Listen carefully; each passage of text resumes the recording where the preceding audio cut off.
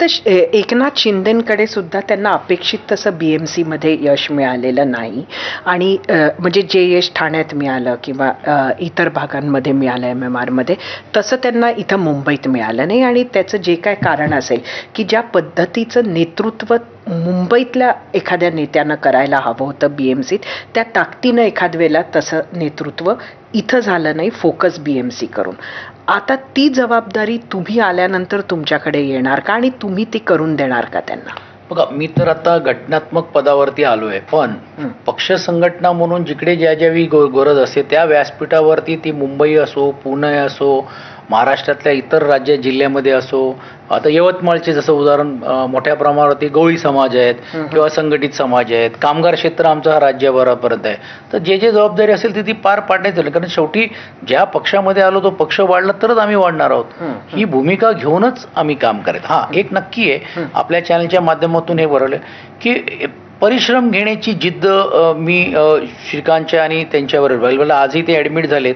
कशामुळे 3-3, 4-4 वेळेपर्यंत जर माणूस अवेलेबल असतो, काम करतो, तेवढा वेळ देतोय, तर अशा लोकांबरोबर काम करण्यामध्ये जी जिद्द आणि एक ताकद जी मिळते, तर मला असं वाटतं त्यात निश्चितपणे होईल. अर्थात श्रीकांतचा आता काल नांदेडला होता, नंतर मग 2-3 जिल्हे गेले, आज पण ते दुसऱ्या शिंदेसाहेब नाही गेले म्हणून कारगिलला गेलेला आहे. म्हणजे तो कमिटमेंट जे बनतो काम तर अशा आम्ही पण तसे काम करणारे लोक आहोत, म्हणजे 24/7 अवेलेबिलिटी. तर मला वाटते चांगली जिद्द होईल, मजा होईल.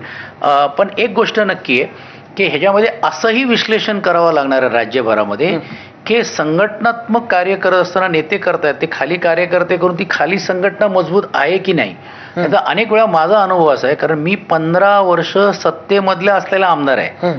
सत्ताला आकर्षित करणारे लोकांची संख्या किती आणि प्रामाणिक काम करण्याची संख्या किती, हा बायफिकेशन मला असं वाटते श्रीकांत शिंदेंना करावं लागणार आहेत, एकनाथ शिंदे साहेबांना करावं लागणार आहेत, त्यांचे अनुयायी म्हणून घेऊन आम्हाला सांगावं लागणार आहे, करावं लागणार आहे. कारण ते जर नाही केलं तर लॉंग टर्म ज्याला आपण संघटना म्हणून म्हणतो ती संघटना अजून मजबूत होण्यामध्ये एक प्रश्नचिन्ह निर्माण होतं. मला वाटतं तुमचा जो ट्रेड युनियन मधला अनुभव आहे त्यातून ट्रेड युनियन आहे. मी मुंबई राष्ट्रवादी काँग्रेसचा गेल्या लॉंगेस्ट अध्यक्ष राहिलोय. मुंबई शहराच्या गल्ली बोलतल्या वॉर्डामध्ये आम्ही फिरलेलो आहेत. मी ज्यावेळी निवडून आलो मी एकमेव आमदार होतो.